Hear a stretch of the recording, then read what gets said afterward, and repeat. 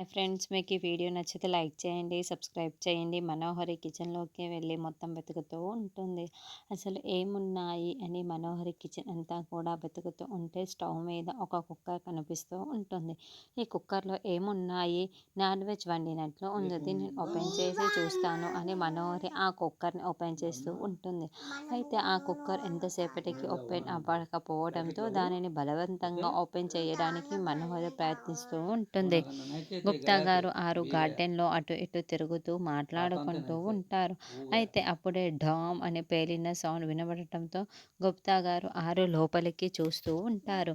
గుప్తా గారు ఏంటా సౌండ్ అని పరిగెత్తుకుంటూ వచ్చి గుమ్మం దగ్గరికి వస్తుంది. ఆ సౌండ్ విన్న ఇంట్లో ఉన్న వాళ్ళందరూ పరిగెత్తుకుంటూ హాల్లోకి వస్తారు. మిస్సమ్మ ఏంటి సౌండ్ అయ్యింది నిర్మలమ్మ అని అడుగుతూ ఉంటే మేము కూడా ఆ సౌండ్ వినే వచ్చాము అని పిల్లలు కూడా అడుగుతూ చెప్తూ ఉంటారు. అప్పుడే భాగ్యం మెట్లు దిగి పరిగెత్తుకుంటూ అక్కడికి వచ్చి రాథోడ్, నేను ఇందాక స్టవ్ మీద కుక్కర్ పెట్టాను అని చెప్పడంతో, అవునా మిస్సమ్మ, ఉండు నేను వెంటనే వెళ్ళి చూస్తాను అని రాథోడ్ కిచెన్లోకి పరిగెత్తుకుంటూ వెళ్ళి కెవ్వుమని కేకలు పెడతారు. రాథోడ్ ఏమైంది ఏమైంది అని హాల్లో నిల్చొని వాళ్ళని అడుగుతూ ఉంటే రాథోడ్ అక్కడికి వచ్చి, అమ్మో కిచెన్లో దయ్యం ఉంది దయ్యం అని చెబుతూ ఉంటాడు.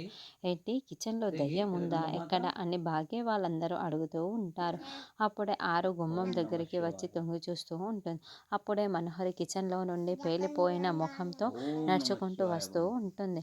ఆ కుక్కర్ పేరి అందులో ఉన్న వంట మొత్తం కూడా మనోహరి ముఖానికి అతుక్కుపోయి అలా చాలా బాధగా ఫేస్ పెట్టుకొని దయ్యంలాగా నడుస్తూ వస్తూ ఉంటే ఆ ఫేసును చూసి పిల్లలు సదాశివ, నిర్మలమ్మ, భాగ్య నవ్వు ఆపుకోలేక నవ్వుకుంటూ ఉంటారు.